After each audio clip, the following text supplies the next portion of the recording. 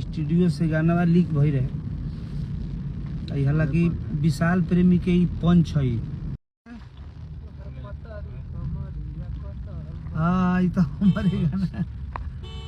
नमस्कार प्रणाम। और कल हमारे को बहुत बढ़िया होली गीत आ रहा आप सबके बीच में। भाभी जी के लटकल बा वो गाना आप सब सुनी, बहुत सारा प्यार आशीर्वाद दी।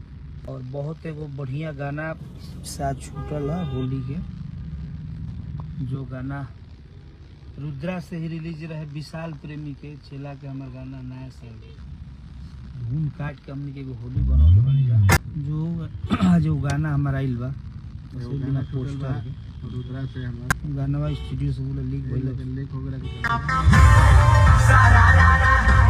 पंच काटल गइल बा और धुन हालांकि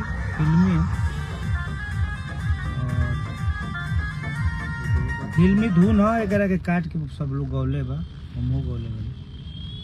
गाना के देखिए धुन ही हमारा ये विशाल प्रेमी के गाना है। पंच गावत एकर पंच काट के होली गौले बनी गाना है विशाल के काटल दुनाल के फिल्मी धुन है। वो होली हम गौले बनी जा। और ये गाना कल आवता बड़ी बढ़िया गाना। ये रुद्रा से अचानक स्टूडियो से गाना लीक भई रहे। हालांकि विशाल प्रेमी के पंच है।